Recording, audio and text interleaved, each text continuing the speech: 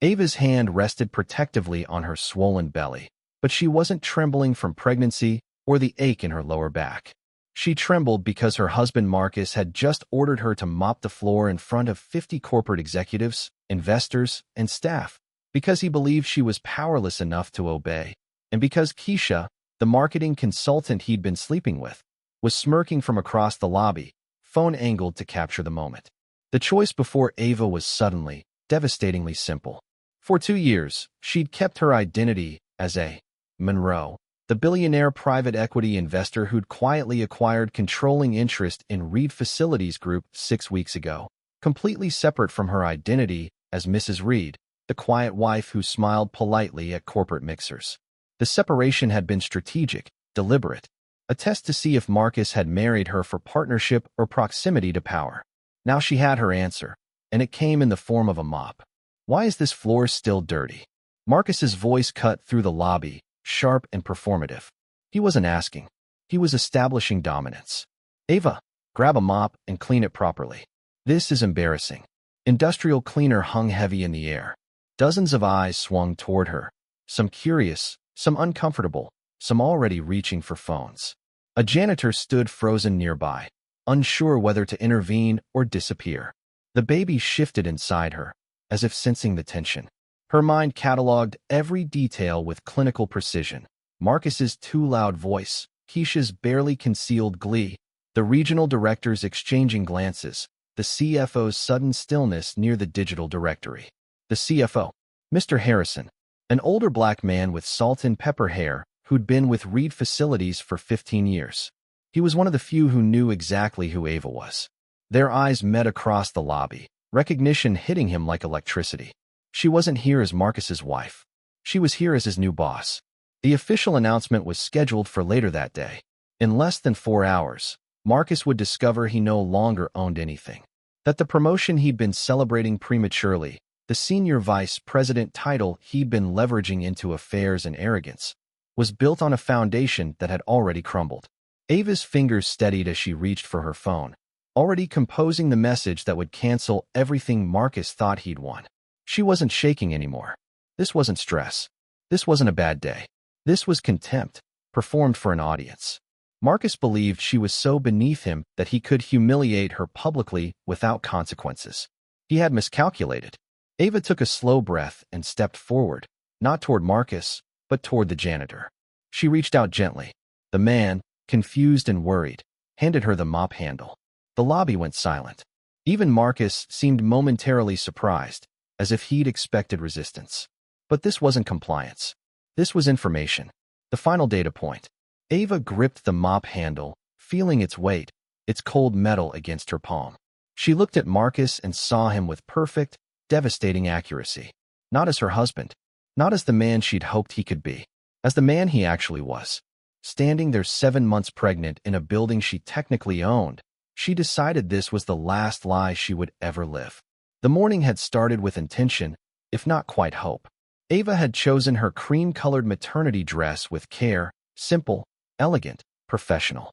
She'd arrived 30 minutes early, not because she needed the time, but because she'd learned long ago that power was most effective when it observed before it acted. She wanted to see Marcus in his element. He hadn't noticed her slip through the side entrance. But she'd seen him, watched him laugh too loudly with the regional director, watched his hand linger on Keisha's shoulder just a beat too long, watched him check his phone and grin, a grin that had stopped reaching his eyes months ago when he looked at her. The Marcus she'd married 2 years ago had been ambitious but kind, driven but not cruel. The man she observed now moved like a predator, all calculated charm and sharp edges, constantly measuring who mattered and who could be dismissed. She'd built a Monroe capital from nothing, not from inheritance or luck, but from 18-hour days in a studio apartment, from learning early that loud power attracted enemies while quiet power won wars. Her first deal had been a small logistics company drowning in debt. She'd bought it for pennies, restructured it, and sold it 2 years later for a 400% return. By 30, Monroe Capital managed a portfolio worth $3 billion, and Ava Monroe had learned the most valuable lesson of wealth. Invisibility was armor. She operated through lawyers, proxies, encrypted communications. The business world knew A. Monroe as brilliant, ruthless when necessary, but fundamentally fair. They didn't know A. Monroe was a black woman in her early 30s who'd grown up in a neighborhood where ambition was often punished. She'd learned to move quietly, to let results speak louder than presence. When she'd met Marcus at a charity gala 3 years ago, she'd introduced herself as Ava Monroe, consultant. She'd mentioned finance, but kept details vague. It hadn't been deception, it had been self-protection. A test. She wanted to know if someone could love her for herself. Not for wealth, access, or proximity to power. Just her. Marcus had seemed perfect. Charming, but not smarmy. Ambitious, but not desperate. Interested in her thoughts rather than connections. He'd proposed after 8 months, supported her consulting work, without prying, seemed genuinely excited about building a life together. But people reveal themselves slowly, in incremental betrayals, in the distance between who they promise to be and who they become when tested. The pregnancy had been unplanned but not unwelcome. Ava had hoped impending fatherhood would soften Marcus. Instead, it emboldened him. As her belly grew, his respect shrank. He stayed out later, came home with thinner excuses, stopped asking about her day, started treating her like an accessory rather than a partner. Ava had noticed, cataloged every shift, every lie, every moment his eyes slid past her towards someone else. Her legal team had flagged irregularities in his expense reports months ago. Hotel stays during investor meetings that didn't align with company schedules. Flowers purchased on the corporate card that never arrived home. Text messages that disappeared too quickly. And then there was Keisha, the marketing consultant promoted 3 times in 18 months despite mediocre performance reviews, who attended meetings she had no business attending, who smiled at Marcus with the confidence of someone who believed she held cards Ava didn't know were being played. But Ava knew. She'd always known. She'd been collecting evidence, yes, but more than that, waiting to be proven wrong, waiting for Marcus to remember who he'd promised to be. Standing in the lobby now, mop in hand, Ava understood. She hadn't been waiting for clarity. She'd been waiting for permission to stop pretending. And Marcus, with his shout and his audience and his absolute certainty that she would obey, had just given it to her. She looked at the mop, then across at the CFO, who watched her with barely concealed tension, waiting for her signal. Ava set the mop carefully against the wall. Not thrown, not dropped, placed with deliberate, controlled precision. She didn't come to this building as Marcus's wife. She came as its owner. And it was time everyone, especially Marcus, understood that. Marcus Reed felt invincible.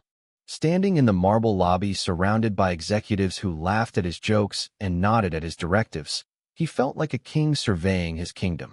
The promotion to senior vice president was hours away. After that, CEO was inevitable.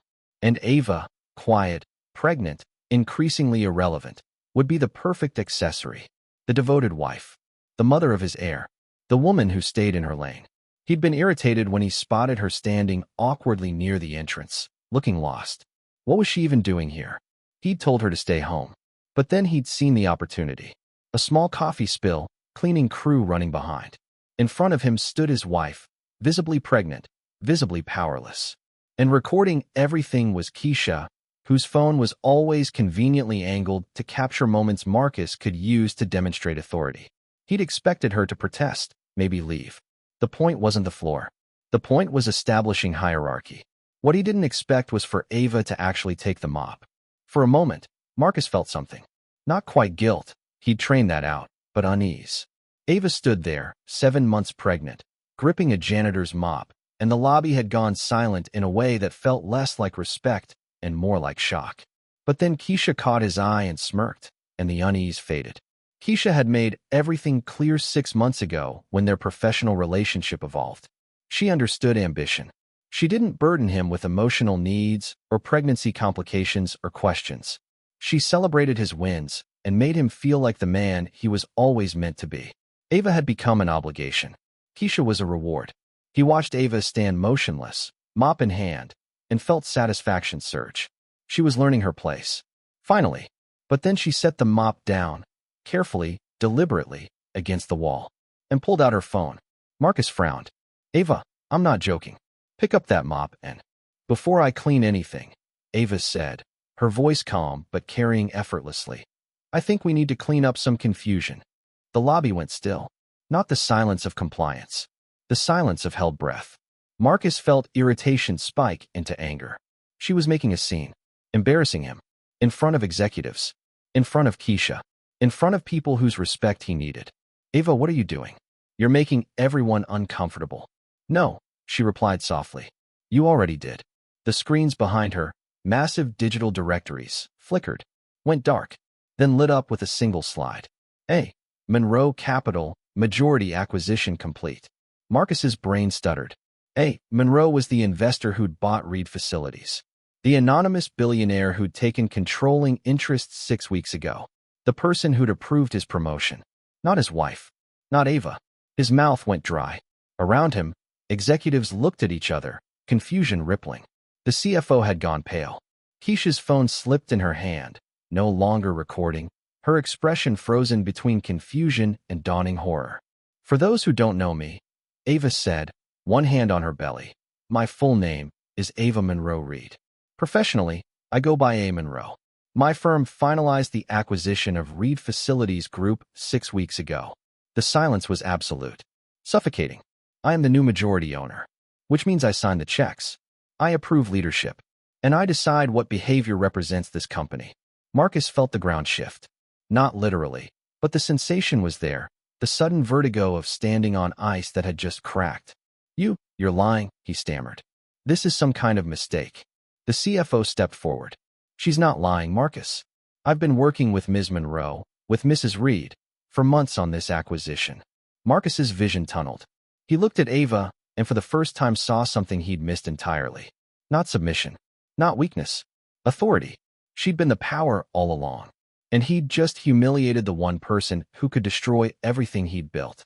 Ava's eyes met his across the lobby. In them he saw nothing. No anger. No satisfaction. Just cold, devastating clarity. Marcus, she said quietly, you were scheduled to be promoted this afternoon. His heart stopped. That promotion is canceled. Behind him, Keisha's sharp intake of breath. Effective immediately, your employment is terminated. So is yours, Keisha. The words landed like stones. HR will escort you both out. Security appeared from the side corridors, moving with swift efficiency. Marcus's legs felt weak. His mind scrambled for leverage, explanations, anything that could reverse this moment. But every word died before reaching his lips. Because he'd just realized something infinitely worse than losing his job. He'd lost his wife. Not because she left him, but because he'd never actually had her to begin with. Ava Monroe Reed stood at the center of the marble lobby, 7 months pregnant, utterly calm, as 50 corporate professionals watched her dismantle a man's entire existence with the same clinical precision she'd used to restructure a failing company. You can't do this, Marcus said, his voice climbing toward desperation. We're married. You can't just, you have to talk to me. Privately. We can work this out. I tried talking to you. For 2 years, I waited for you to ask about my work. My life. My thoughts. You never did. Because you weren't interested in a partner. You were interested in an accessory. The CFO handed Ava a tablet. She glanced at it, then back at Marcus. These are your termination papers. Prepared in accordance with company policy and Illinois employment law. You'll receive 6 weeks severance and benefits continuation for 90 days. Given the circumstances, that's generous. Marcus's face had gone from red to ashen. The circumstances? You mean our marriage? I mean the affair. With a subordinate. Using company resources. That's clause 7 in your executive contract. Immediate termination for ethics violations. Keisha, who'd been standing frozen, suddenly found her voice. You can't prove that. Ava didn't even look at her. She tapped the tablet. The CFO projected a new image onto the screens. Hotel receipts. Dinner charges. Flowers. All purchased on Marcus's corporate card. All time-stamped. All meticulously documented. Your hotel stay in Atlanta during the investor conference, Ava said. Except there was no investor conference. There was, however, a reservation for 2 at the Georgian Terrace. Would you like me to continue? Keisha's confidence shattered. Her phone hung limp. As for you, Ava said, finally turning to her, your employment is terminated effective immediately for failure to disclose a personal relationship with a direct supervisor and for accepting advancement based on factors unrelated to performance. This is personal, Keisha said, her voice shaking. You're firing me because you're jealous. I'm firing you because you violated company policy. And because this company deserves better than leadership that operates on favoritism and deception. One of the regional directors, a woman in her 50s, began to clap. Slowly at first, then joined by others. Not everyone. Some still looked uncomfortable, but enough that the message was clear. This wasn't a personal vendetta. This was accountability. Marcus's voice dropped to something almost like pleading. Ava, please. I know I made mistakes, but we can fix this.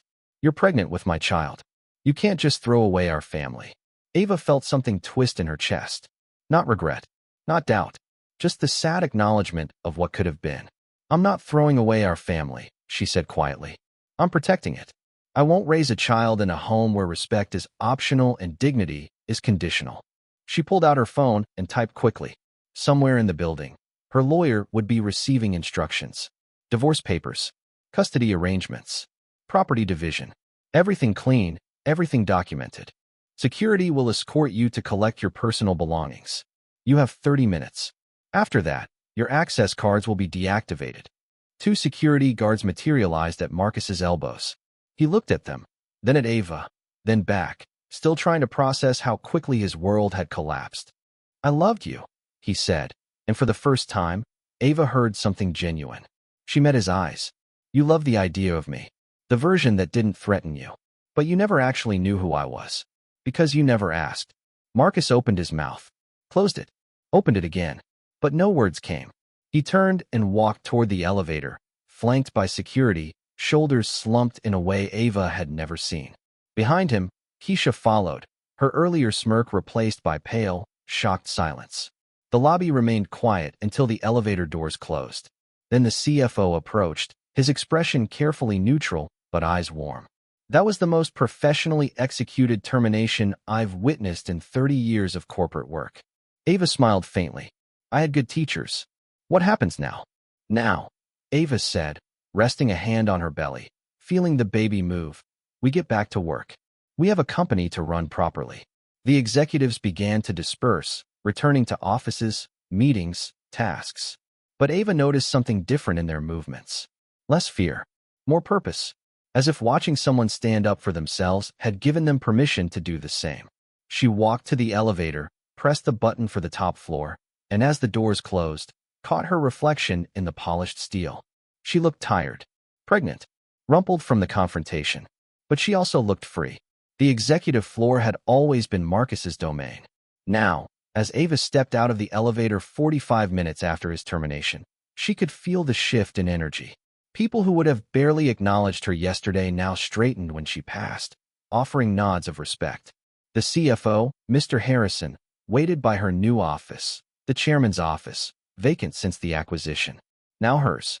The board wants to schedule a call, he said, falling into step beside her. They'd like to discuss transition planning and leadership structure. Ava nodded, her mind already organizing priorities. Tomorrow morning, 9 a.m. I want department heads in attendance. We're going to have frank conversations about culture, about what happened with Marcus, about what's been happening long before Marcus. She paused at the floor-to-ceiling window overlooking Lake Michigan. People don't become entitled overnight. They become entitled because systems allow it, because people look away, because consequences are reserved for the powerless. Harrison was quiet. For what it's worth, I wish I'd said something earlier. About Marcus. About Keisha. I knew things weren't right. Why didn't you? He met her eyes. Because I told myself it wasn't my place. Because I didn't want to cause trouble. Because it's easier to watch someone else's dignity get eroded than risk your own comfort. Ava appreciated the honesty. That ends now. In this company, silence isn't neutrality. It's complicity. Her phone buzzed. A text from her lawyer, papers filed. M's attorney is asking for mediation. Your call. Part of her, the part that still remembered falling in love, that remembered believing in Marcus's potential, wanted to say yes. Wanted to believe there was a version of this story where they could salvage something. But mediation required 2 people willing to see each other clearly. And Marcus had spent 2 years proving he couldn't see her at all. She texted back, no mediation. Proceed as planned. Down in the parking garage, Marcus sat in his car, stunned. Security had escorted him to his office, watched him pack his personal items into a banker's box, and walked him to his vehicle. 23 minutes to dismantle a career he'd spent a decade building. His phone buzzed constantly, texts from colleagues, friends, people who'd somehow already heard. News traveled fast in corporate circles. Keisha sat in her own car, 3 spaces away. She tried to talk to him when collecting their things, but he'd ignored her. She was part of the problem, part of the sequence of choices that had led him here. He'd thought he was building power. Turns out he'd been building a house of cards, and Ava had been the foundation he'd ignored. His phone rang. His father. Marcus answered, voice hollow. Dad, what the hell happened? I just got a call from Bill Henderson. He says you were terminated? Publicly. It's complicated. Complicated? Marcus, you were about to be senior vice president. You were positioning yourself for CEO. How does that become termination? Marcus closed his eyes. Ava. She owns the company. Silence. Then what? She's a Monroe, the investor who bought Reed Facilities. She's been the owner for 6 weeks, and I didn't know. His father's voice dropped to something cold. You're telling me you didn't know your own wife was a billionaire? She hid it. Or you never asked. The disappointment was cutting. Marcus, your mother and I raised you to be ambitious, not blind. How do you marry someone and not know who they are? The call ended shortly after. No comfort. No support. Just the same judgment Marcus was already leveling at himself. Back on the executive floor, Ava sat in her new office, the city spread below her like a map of possibilities. Her assistant, Cheryl, who'd been quietly impressive during the chaos, brought in herbal tea. The regional directors want to know if you're available for a brief meeting, Cheryl said. They said it's not urgent, but they'd appreciate the chance to introduce themselves properly. Ava smiled. Tell them tomorrow afternoon. And thank you, Cheryl. After Cheryl left, Ava allowed herself a moment. Just one moment to feel the weight of what she'd done. She'd ended her marriage, humiliated Marcus publicly, exposed Keisha, disrupted an entire company hierarchy, and she'd do it all again. Because the alternative was teaching her child that dignity was negotiable. That respect was optional. That power meant accepting disrespect because confrontation was uncomfortable. No, her child would learn something different. Would learn that consequences exist, that accountability matters, that you don't have to accept being diminished to keep the peace. The baby kicked, strong and insistent, and Ava laughed softly, resting both hands on her belly. We're going to be okay, she whispered. Better than okay. Outside her office, the sun began to set over Chicago, painting the sky in shades of orange and gold. The building hummed with the energy of people working, creating, building. And Ava Monroe Reed, billionaire investor, company owner, and soon-to-be single mother, felt something she hadn't felt in 2 years. Hope. 3 months later, Ava stood in the nursery of her new apartment, a penthouse overlooking Millennium Park, assembling a crib. She was 9 days from her due date. 9 days from meeting the person who'd been kicking her ribs and using her bladder as a trampoline. 9 days from becoming a mother. The divorce had been finalized 2 weeks ago. Marcus had contested nothing, had signed everything his lawyer put in front of him with a kind of hollow resignation. He'd asked, through his attorney, if he could still be involved in the child's life. Ava had agreed, with conditions, therapy, supervised visits initially, and a clear understanding that fatherhood was earned through consistency, not claimed through biology. Whether Marcus would rise to that challenge remained to be seen. Reed Facilities Group was thriving. The culture audit Ava had commissioned revealed exactly what she'd suspected. Years of small compromises, overlooked harassments, promotions based on relationships rather than competence. She'd restructured leadership, implemented new accountability measures, and hired a chief ethics officer reporting directly to her. It would take time. Culture always did. But for the first time in the company's history, people felt safe reporting concerns. Felt seen. Felt valued. The regional director who'd started the applause in the lobby had been promoted to chief operating officer. Cheryl was now in leadership development training. The CFO had privately thanked Ava for having the courage to do what he'd known needed doing for years. And Ava had learned something crucial. Power wasn't about control. It was about responsibility. About using resources to create systems that lifted people up rather than ground them down. She finished tightening the last bolt on the crib and stood back, admiring her work. It was solid, safe, ready. Her phone buzzed. A text from Sarah, one of the few friends who'd known both versions of Ava's life. How are you feeling? Need anything? Ava smiled and typed back, pregnant, powerful, and prepared. So basically living my best life. Sarah's response was immediate. That's my girl. Call if you need me. Seriously. Ava set down her phone and walked to the window. The city stretched out below her, alive with lights and movement and possibility. Somewhere down there, Marcus was rebuilding his life. Learning, hopefully, what it meant to value people rather than use them. Somewhere, Keisha was doing the same. But Ava wasn't responsible for their journeys anymore. She'd held up a mirror. What they chose to see in it was their own work. She thought back to that moment in the lobby, 7 months pregnant, holding a mop, faced with a choice between accepting humiliation or claiming her truth. She'd been so afraid of that moment for so long. Afraid of being seen. Afraid of being known. Afraid that showing her full self would attract enemies, judgment, resentment. But hiding had cost her too. Had cost her a marriage that might have survived if Marcus had known who he was really marrying. Had cost her years of living split, divided, never quite whole. The baby kicked again, and Ava laughed, pressing her hand against the spot. You're going to know exactly who your mother is, she said softly.